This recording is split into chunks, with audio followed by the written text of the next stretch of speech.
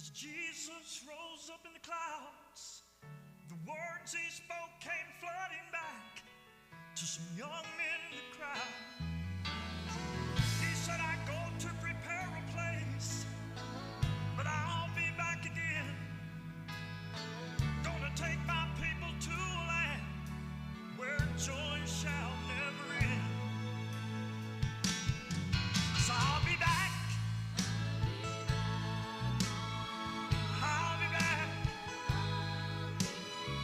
I'll just be gone for a little while. One day I'm coming back. Oh, I'll be back. I'll be back. Oh, I hope you're ready to meet me. One day I'm coming back. And I'll be back.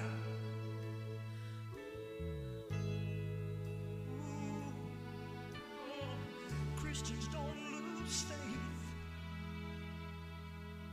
'cause I'll be back.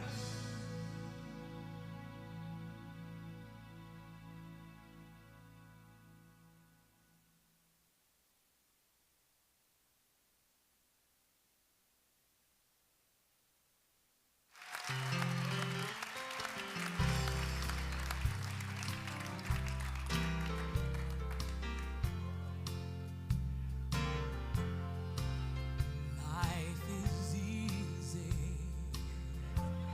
when you're up on the mountain and you got peace of mind like you've never known. But things change when you're down in the valley. Don't lose faith, for you're never alone.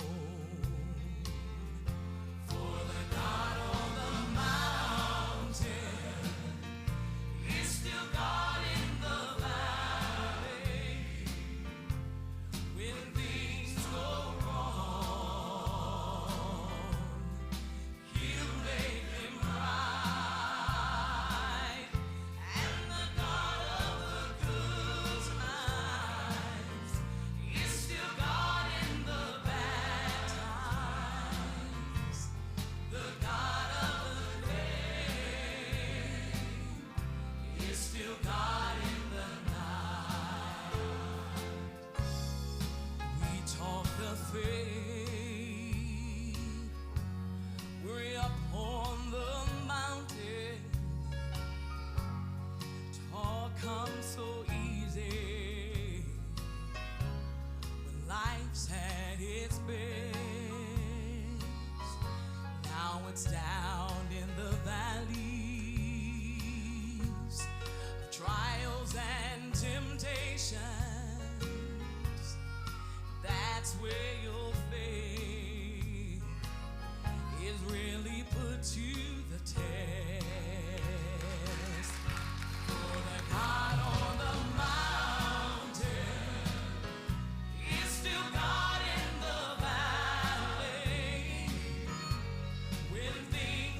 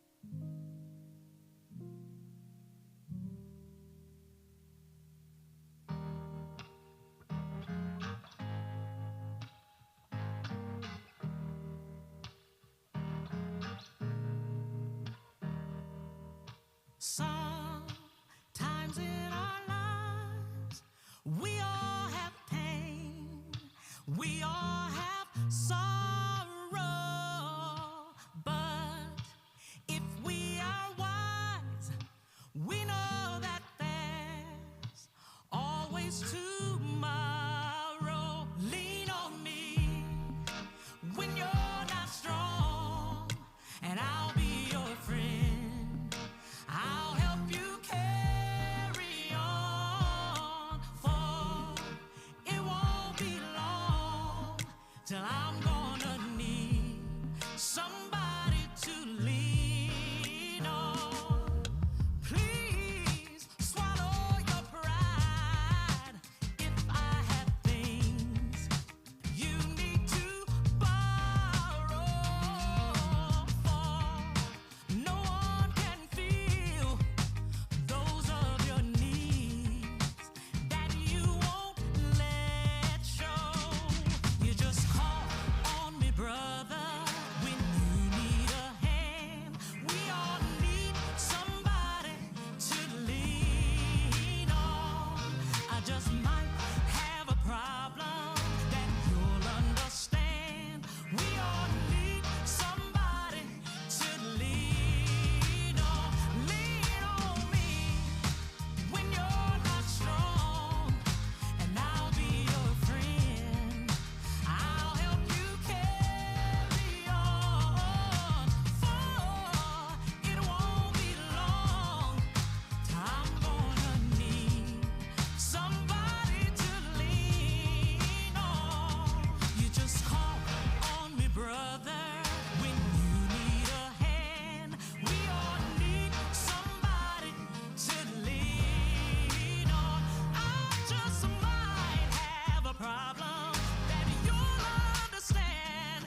We all need somebody to lean on. If there is a load you have to bear that you can't carry, I'm right up the road. I'll share your load if you just call me.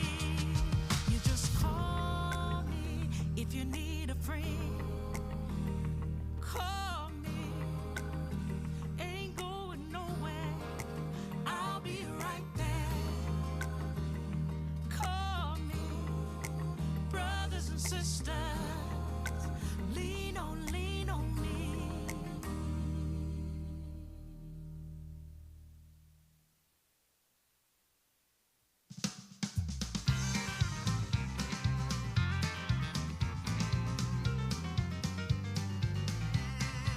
I never shall forget the day when all of the burdens of my soul were rolled away.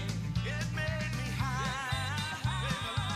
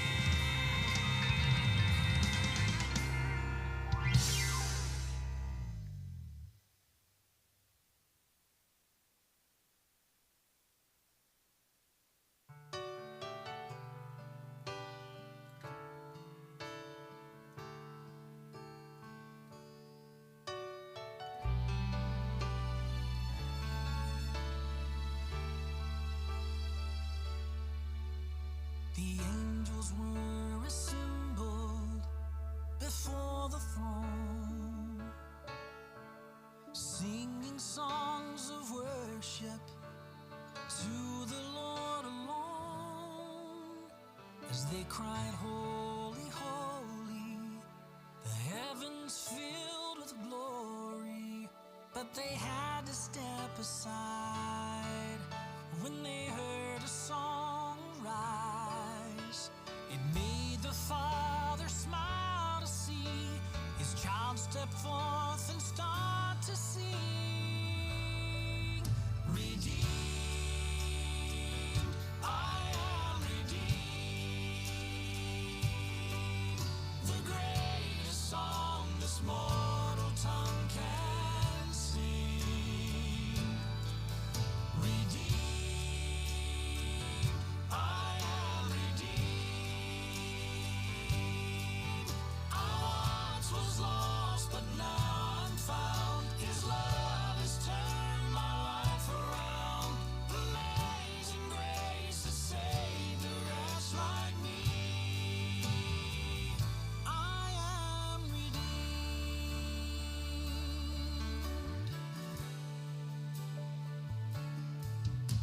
The saints were all assembled there in praise.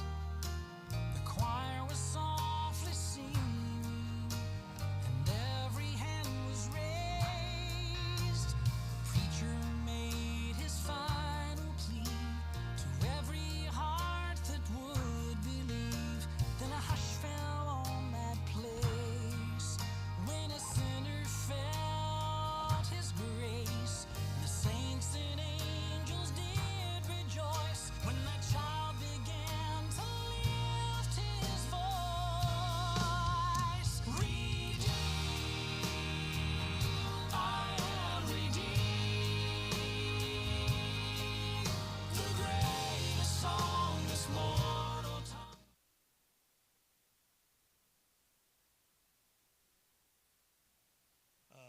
I was going to preach. I really was. I had intentions of preaching what I didn't preach Sunday night, just preach it Wednesday night. But today, the Lord just really started burning in my heart about something.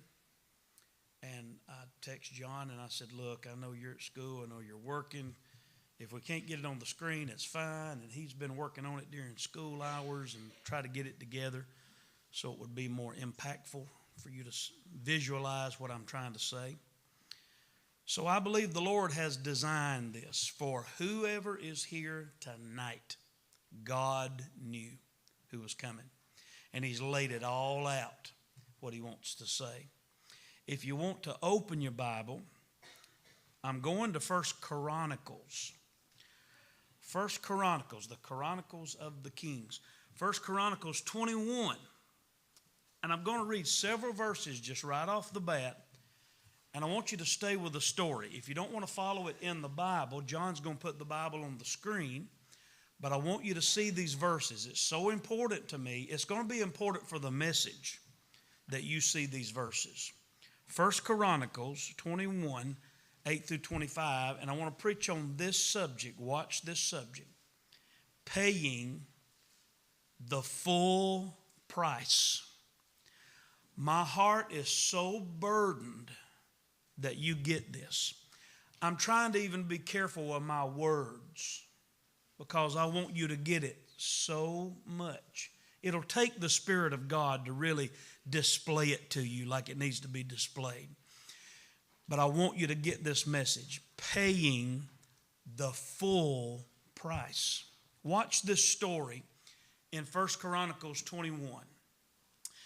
David said unto God, I have sinned greatly because I have done this wrong.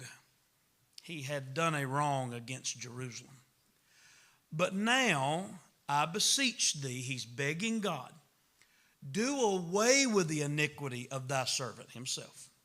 For I have done very foolishly. He's asking God to forgive him and just kind of, let's just forget it, Lord. Cover me with your grace and let's just go on to the next day.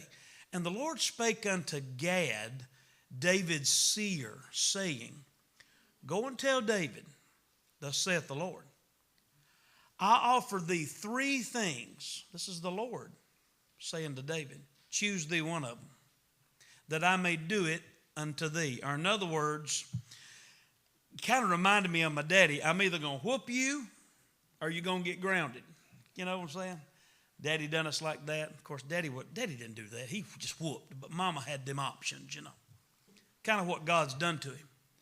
Gad said unto David, said unto him, Thus saith the Lord, choose thee either 3 years famine or 3 months to be destroyed before thy foes, while the sword of thine enemies overtake thee, or 3 days the sword of the Lord, even the pestilence in the land, and the angel of the Lord destroying throughout all the coast of Israel. Now therefore advise thyself what word I shall bring again to him that sent him. Are you seeing that? 3 things I'm going to give you. 3 years of famine, there's already in a mess. 3 months, and I'm going to let the enemy whoop you like a yard dog. Or the Lord's going to come down, and he's going to let an angel come down. He's going to draw a sword. Pestilence is going to take place across the land, and I'm going to let him have at it. And David chose that last option. But watch why he chose it. David said, I'm in a great strait. Let me fall now into the hand of the Lord. Give me that third option. Here's why he chose it. For very great are his mercies. Maybe he'll have mercy on me. But let me not fall into the hand of man. So the Lord sent pestilence upon Israel, and there fell of Israel 70,000 men. Are y'all seeing that? 70,000.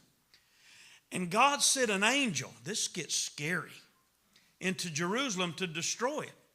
And as he was destroying, the Lord beheld, and he repented him of the evil, and said to the angel that destroyed, It's enough. Stay thine hand. And the angel of the Lord stood by the threshing floor of Ornan the Jebusite. Now here's an angel now, sword in his hand. He's already slaughtered 70,000 men coming through town. What about that? One angel. He probably done it in less than 5 minutes. That's how much power they have. And over the house of Ornan, fixing to strike him too. God said, that's enough. And David lifted up his eyes and saw the angel of the Lord stand between the earth and heaven, having the sword drawn in his hand, stretched out over Jerusalem.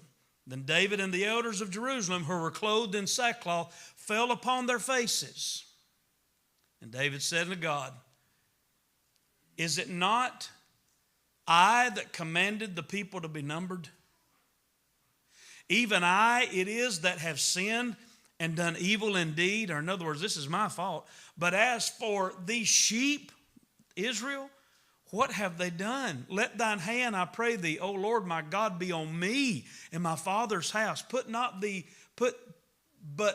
on thy people, that they should be plagued. Now, I know this is a lot of reading, but you got to get the story.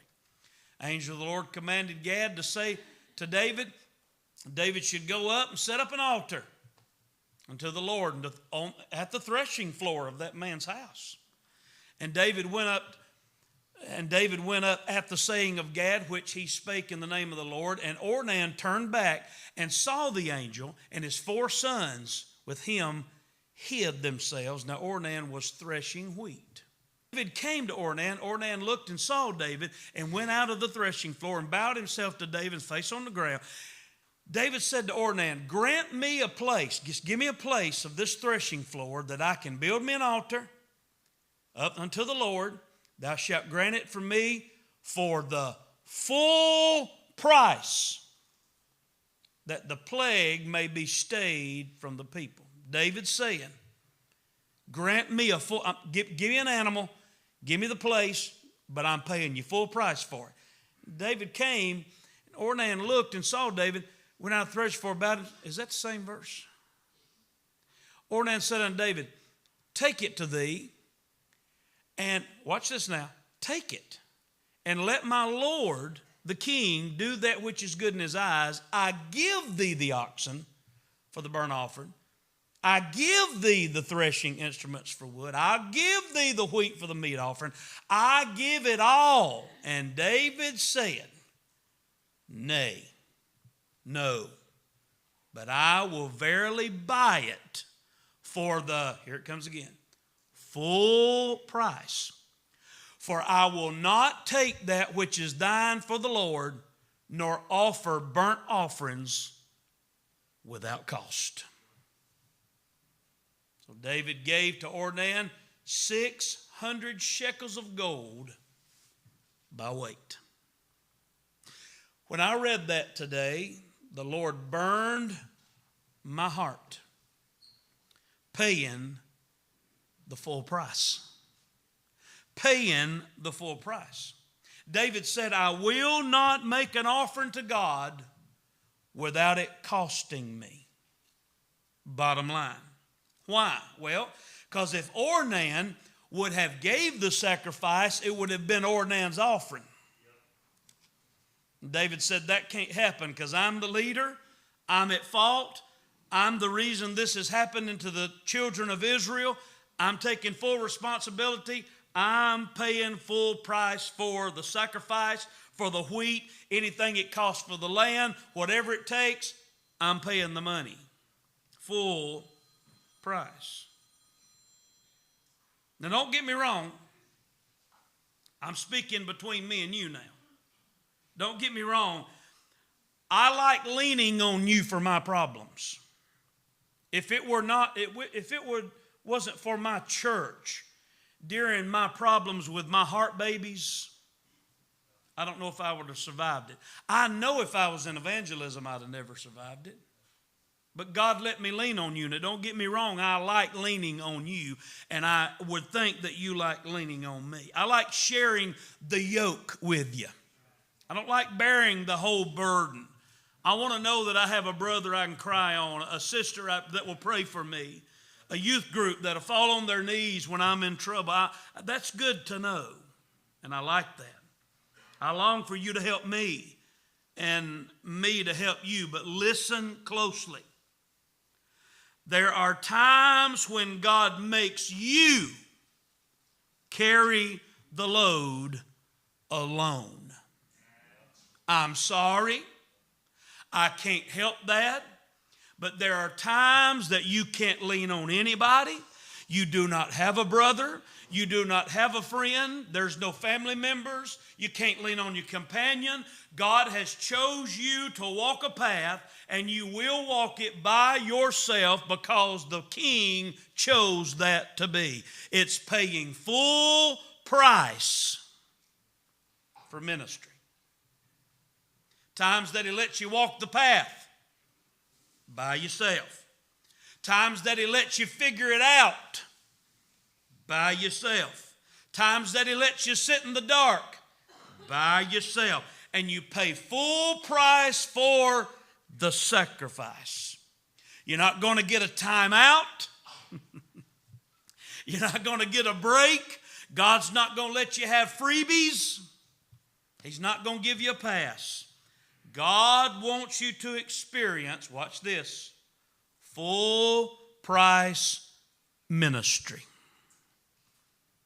Full price ministry. And that's what I want us to see tonight. Because I believe that that's why there's no Holy Ghost preachers anymore. Because they're not paying the full price for the sacrifice. They want a freebie. They want somebody to give them an oxen. They want somebody to give them a knife. They want somebody to do the work and lay the oxen on the altar. And if you don't mind, clean him up for me. And they want somebody to start the fire. And God's saying, no, you're going to pay for the full sacrifice. This is your road that I've chose for you to walk. This is your path. You're going to pay full price for this ministry. And God will do you like that. I believe it's why there's no anointed singers hardly anymore. I believe that's why there's no move of God on teachers anymore. Not full sacrifice. No zeal in songwriting anymore.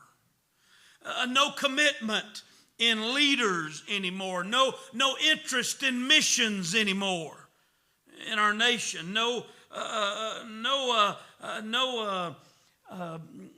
participation in outreach seems like anymore. Nobody wants to pay. We're not willing to pay full price for sacrifice. We want someone else's sacrifice. We want to use somebody else's monies. We want to use somebody else's time and lean on them. We don't mind it costing it somebody else, but God forbid that it cost us any time or sacrifice. David said, I'm not making one single sacrifice unless it cost me something. That's called full price ministry. And I think it's why we have no effect in our nation. Number one, it's a personal cost. Boy, the Lord gave this to me just as sure as I'm standing here. It's a personal cost. What do you mean by that? If you are in an avenue of ministry in this church, in some way, in some form, in some fashion, if you're leading an avenue of ministry, watch this now. You should be willing to do it alone. I know what you're thinking. Your attitude should be, if I have to do it by myself, then so be it.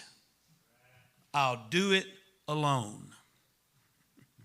That's called full price ministry. If no one wants to, I know what you're thinking. I'll use Amy for instance. Imagine having to do OCC alone. I know. It would be probably impossible for Amy to do it by herself.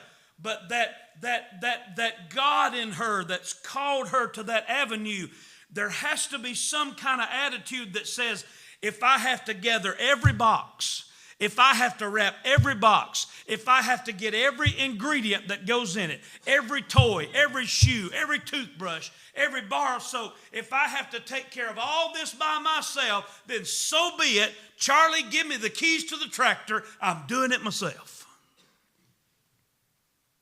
You got to be willing to do it alone. Full price ministry. If no one, Miss Sarah, if you show up on Sunday afternoon at 4 o'clock and just you show up and Barbara Talbert, you ought to sit there with zeal in your heart and say, God's called me to do this. What do you want to do, Barbara? You got to be willing to do it alone. That's the attitude you have to take in ministry, because people will not support you 100% of the time. It's not going to happen. It's your call. It's your ministry. And to get other people involved, it's just not going to happen all the time. It's your cake. If you get icing on it, that's just extra. Full price ministry. If Miss Valerie has to do Palm Sunday, whatever we're calling it, the play, by herself, she has to be I don't even know what she's doing. She has to be the palms. She has to put up the curtain by herself. She has to be the live donkey. I don't know what even's going to happen on it. She has to play Jesus. If she has to do it all, we have to, when it comes to full price ministry, we have to say, God's told me to do this. If ne'er one of you help me, I'm doing it myself. That's hard, isn't it? It's hard to swallow because we know we can't do it. She can't do it by herself, but you got to have that attitude. The young people has to be that way. If nobody else follows, God's called me to this. The fellowships have to be that way. Miss Sharon, it takes a tribe to do what you do. But Sharon's got to be willing to say, I don't care if none of them show up. I'm going to go cook it myself. If I have to show up here on Thursday and cook Thursday, Friday, Saturday for a Sunday event, I'm doing it because that's where God's put me. That's the attitude. The outreach. The outreach. The whole church is not coming. Now, I could probably get up here behind the pulpit on Sunday and beg and barter, and I'll give you a $10 gift card if you'll come. I'll take you to lunch. Come on, we're going to Cattle Stampede. Everybody show up. Yeah, you probably could get a crowd. But I'm telling you, when you start a ministry, God's called you to do it. If you have to knock on doors by yourself, then pay the full price. Pay the full price. It should be that way in preaching. It should be that way in Sunday school. It should be that way in any help avenue of this ministry, of this church. But our attitude, me included, has become, well, no one helped me. I quit. Didn't nobody show up. I'm out. I'm done with this. God or no God, nobody gonna help me. I'm done with this thing. No one pays, I ain't paying either. They don't care, I don't care. I'll give up my position. I'll leave the church. I'll quit giving. I'll quit helping. I'll quit sacrificing. If they're not going to do it, so be it. I won't do it either. And we sit down and do nothing. And that's not full price sacrificial ministry. It's just not. If God puts a shovel in your hand, so to speak, then shovel. Just shovel. If other people help, then fine. Let them help.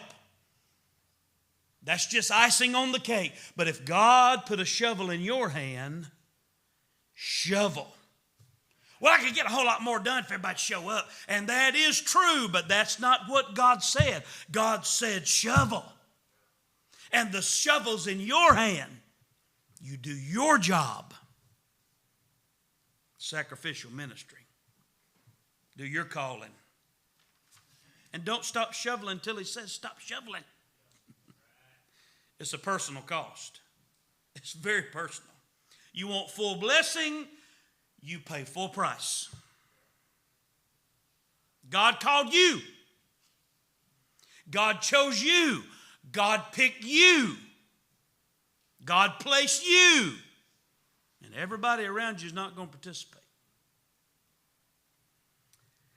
No part-time person, listen to this. I wrote this down. No part-time person has ever made a full-time success. I couldn't think of one. No part-time person has ever made a full-time success.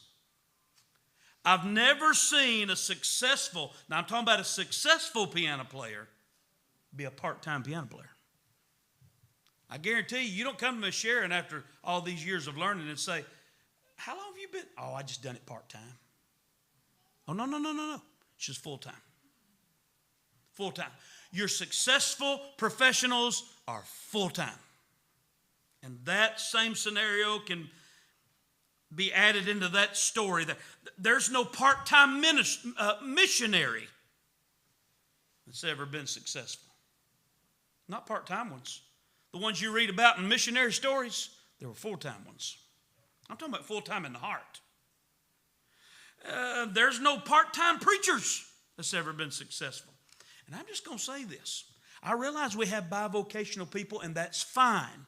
Some people have to do that, and that's fine. I'm not against it. But I cannot name of anybody that has succeeded part-time. They just haven't. They just haven't. Full time.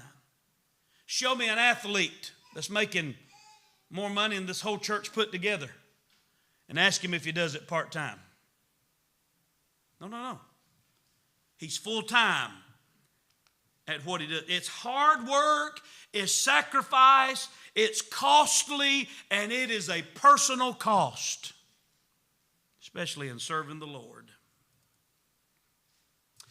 Look at the picture of this guy. There's only a sketch of him. There's no true photo of him. Just this sketch, the man with the hat on. His name was Lo Fuk, Chinese guy. He left, born in China, 1841. Listen to this now. He was won to God by a Baptist missionary in a barbershop in China. But he was moved with compassion to go win the Coolie tribe in South Africa. A Chinese man in South Africa going to win the Coolie tribe. C-O-O-L-I-E. Coolie. The story said to get to the tribe, he had to sell himself into slavery. And he sold himself into slavery. And he would labor for 5 years in the mines in slavery. But 5 years he spoke of Jesus and spoke of Jesus and told the stories and began to win people in the mines to the Lord, the Coolie tribe. Oh, he died. I read that he died. But before he died, he won 200 coolies to God. Sacrificing his own body, his own life to win 200 coolies to God. By himself, all alone, personal. It's a personal cost. You know what we would have said if we would have went over there? No one helped me. We would have said no one showed up. No one paid my way to get here. No one patted me on the back. No one acknowledged my sacrifice. No one helped me shovel. I quit. But not old Brother Lowe. It's personal. The cost of sacrificial ministry is personal. You've got to see that because you're not going to get patted on the back of everything you do. Do I like being patted on the back? Yes, y'all know Brother Partain, I love to be the center of attention. Right? Y'all have known me all these years. But it's not always going to be that way. There's people in this church that keep this church together far greater than me that never get attention. Not only is it a personal cost, but it's a persistent cause. Do you know what persistence is? Persistence is a continued course of action in spite of difficulty or opposition. You keep going in spite of difficulty and opposition. You know what we hinge our ministry on? Y'all ready, fellas? Here's what we hinge our ministry on. Results. If I preach and nobody comes to the altar, I feel like my message was of none effect. If nobody tells me after Sunday school, Nick, how good of a message that was, the devil says, I wouldn't listen to you, pal. You studied for nothing. So you have to be persistent. We can't hinge our ministry on results. If there are no seeable results somehow, we seem to give up on that very quickly. And I'm guilty of it. I'm guilty. I've already admitted it. I preach my heart out and no one responds. That can be discouraging. And call for a get-together, no one shows up. Study your brains out, nobody listens. Persistence is a vital key in long ministry. Long ministry. In successful ministry, it is the key. John, did we find the right picture of David Livingstone? This is a sketch of him when he went to Africa. But here's a picture of him here. You ought to study his life. It's very, very interesting. He's a missionary to Africa, 1841. He went there at 28 years old. He spent 32 years there, but over half of those years, he saw 0 results. Nobody turned to Christ. Nobody got saved for over 14 years. I'm going to be honest with you. I came here 14 years ago.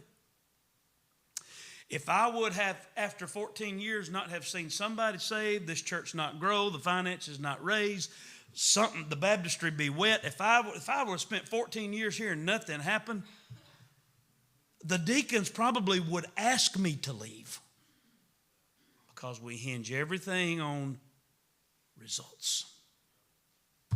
But David Livingstone preached for 14 years to a bunch of Africans that didn't care nothing about his God. And nothing was done. After 14 years, he started to see a little bit of light at the end of the tunnel. But I'm going to tell you how important David Livingstone was. After he died, they was going to send his body back to his home country. And the African tribe said, you can take his body, but his heart stays here. And they literally cut his heart out and buried his heart in Africa. Today it's still there. Shipped his body back heartless. He said, you can have his body, but David Livingstone's heart stays with our tribe because he loves us. Persistence makes long ministries.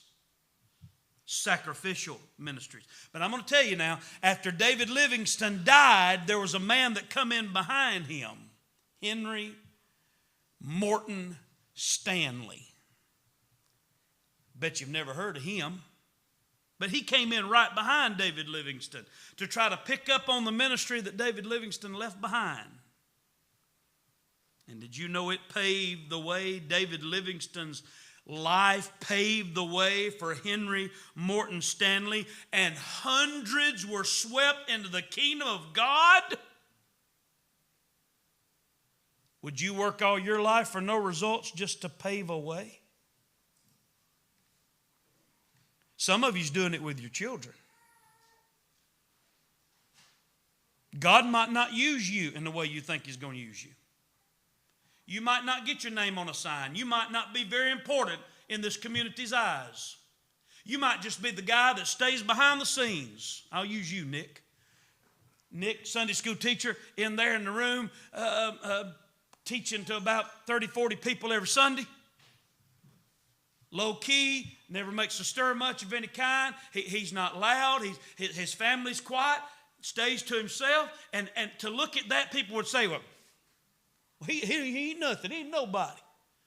But God looks at him and says, that's his shovel. Here, Nick, here's your shovel. Start digging. And we put all emphasis on results. But what if Nick's life is not for Nick? What if he's doing all this to bring Luke up? And God already knows what Luke's going to be and how God's going to use Luke. And God already knows the plans for Luke. And I've got to get his daddy in a position to where he raises Luke right to where I can use him when he gets older. What if our whole ministry is not about us at all? What if it's about paving the way for the ones coming up underneath us?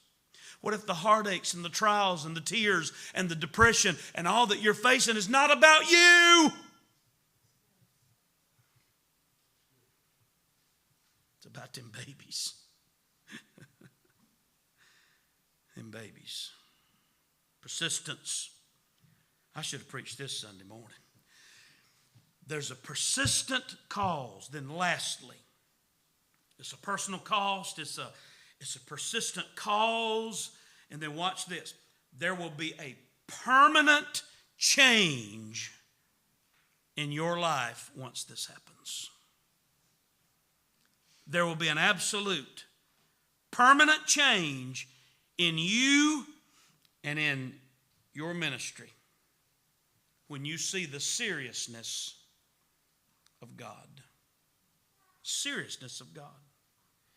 Look at verse number 26. I'm going to read 26 through 30.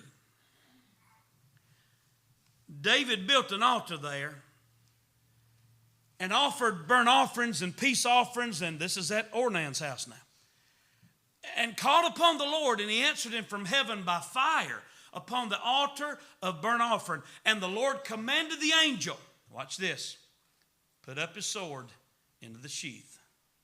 And at that time, when David saw that the Lord had answered him in the threshing floor of Ornan the Jebusite, then he sacrificed there. For the tabernacle of the Lord, which Moses made in the wilderness, and the altar of the burnt offering, were at that season in the high place of Gibeon. But David could not go before it to inquire of God. Here's why. Because what he saw, that angel with that sword drawn, what he saw, that image he saw of that angel slaughtering them people, he was afraid to even go in to that place because he was afraid of the sword of the angel of the Lord. You see the seriousness of God, it'll put a fear in your heart. Sometimes I wished our eyes would, our scales would fall from our eyes and let us see.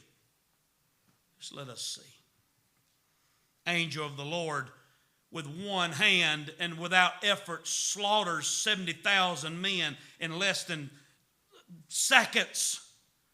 And God has to say, stop, stop. Stop, that's enough, that's enough. And he stopped at Ornan's house. And it scared David so much that he wouldn't even, he was afraid to go into this high place in Gibeon because he saw that angel. And the power of God, it will change, it will permanently change your life. David saw how serious God was. You listen to me.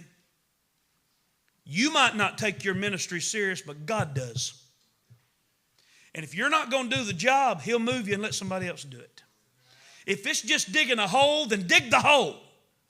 If it's just walking an old lady across the street, then walk the old lady across the street. If it's just showing up for church, then show up for church. But whatever he's given you to do, you better get busy because there's a seriousness about what he's called you to do. Don't delay. You ought to take your Sunday school classes seriously. You ought to study seriously. If you ever see how serious God is, you'll study and quit barely making ends meet with your lessons. You'll quit doing that. You ever see how serious God is? You'll be serious about church attendance. You will be. You ever see how serious God is? You'll be more faithful to the cause. You'll give a whole lot more attention to the church and to the word that the preacher gives you. You'll look for reasons to engage with God's people. You'll quit making excuses of why you can't and start thanking God why you can. Full price, sacrificial ministry. It's why we're about to die in our local churches. Nobody's paying full price. You know what we want? Yeah, Ornan, you got an ox over there? I've got 12 of them, but you got one, buddy. Bring it on. Come on, I'll take yours, Ornan. Here's the oxen. We'll use his. Hey, anybody got a knife? I got one on my side, but I've just sharpened it, man. I don't want to use that one. Hey, so-and-so, go get the wood. Hey, so-and-so, start the fire. We're going to sacrifice, but it ain't going to cost me nothing. David said, oh, no. This is my problem. This is my doings. I pay full price. And it cost him 600 shekels of gold by weight. and he paid for everything. But God showed mercy by a full sacrifice. Full price sacrificial ministry. You're not going to be successful. Now, you can do the church thing, and you can do the this and that every once in a while thing, but if you want to be successful with God now, and Him put you on a plateau and really be used, you're going to have to pay full price. Because I have learned, I'm a cheap wad, but I have learned there's some things. Here, I'll give you an example. This is silly, but Marley likes chicken in a biscuit crackers. Have you ever seen them at Walmart? Chicken in a biscuit. They'll make your breath stink for 6 weeks. She loves them. Chicken, that's the name brand. $4 and something a box. I go down to Ollie's. Ollie's had them. Wasn't called chicken in no biscuit. It was called like chicken a la biscuit something. And I thought, same thing. Same thing. $1.50, man. Thank you, Ollie. I got home and I put one in my mouth and the chickens wouldn't even eat them. They're different. They're different. Sometimes the cheap way out is not the best. It's just not. Same in ministry. God's not going to bless your cheapness, cutting corners, barely working, barely going, barely doing, come when you want, go when you want, act like you want. He's not going to bless all that. He blesses. Full blessings come with full price. He's wanting you to lay your whole self on the altar. Give it all. Full price, sacrificial ministry. You know what I think we need to do? We're a little early. You know what I think we need to do? Tig, could you find me just some soft music up there so Miss Sharon don't have to play? If you're, what did I say at the beginning? If you are, hold on a minute. If you are in any way have an avenue of ministry in this church, in any way have an avenue of ministry, whether big or small, in any way, you should be in the altar tonight. You should be in the altar tonight. You should. Because none of us, including your pastor, is paying full price. And I think it's time we need to pause and come to an altar and say, God, I know what He's saying. And you spoke to me, and I need some help. I need some help. I want to be 100% for you, Lord. Tyler, you just play for us, whatever you choose. And I want you to come. As these are coming, I want you to come and use these altars tonight. Full price, sacrificial ministry. Full price. It hurts sometimes to do it. Man, it'll hurt your flesh. It'll hurt your feelings. People will hurt you. Mark it down. But you got to keep going. You can't quit. You've got to keep going. If I quit every time somebody hurt my feelings, I'd done quit 1.5 million times. You can't quit. You got to go. Go, go, go till Jesus comes.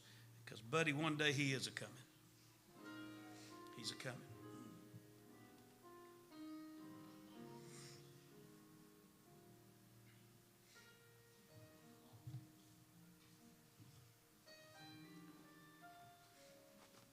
Just bow your head and pray in your bench if that's what you choose to do. Ask God to help us with this.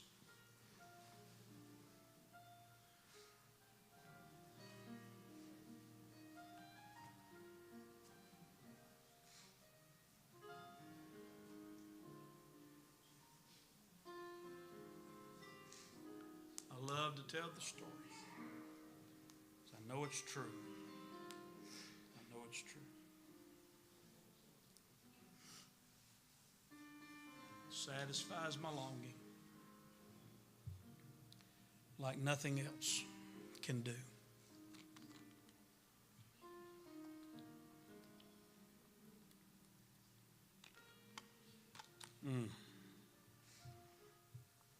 God, help us with this, please.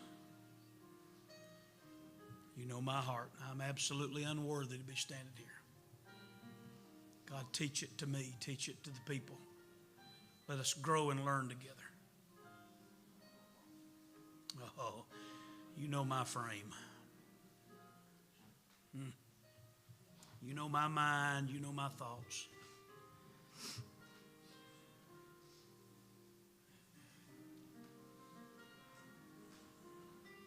Forgive me where I've failed you, Lord.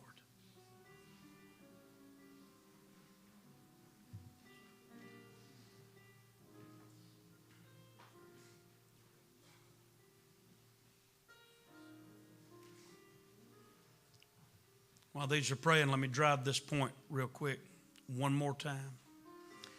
Would you be willing to spend the rest of your life sitting on a bench if that was God's plan for your child to be prosperous after you're gone? Think about that. This might not be about you at all.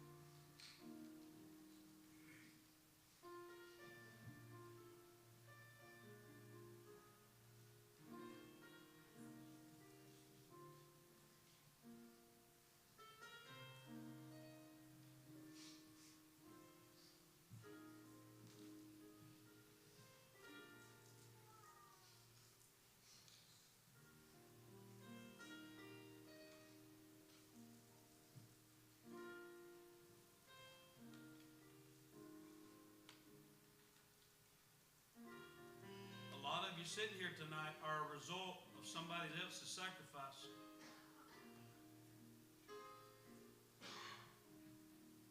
Somebody else's sacrifice. You're here tonight because of somebody else's sacrifice. You've got to start your own sacrificing. I rode on my daddy's coattail. I rode on my daddy's sacrifice for years. But there come a time where I had to have my own altar, my own sacrifice. And I'll tell you what happened. I'm not preaching prosperity gospel. But when Earl Partain was in his prime, I was known as Earl Partain's son.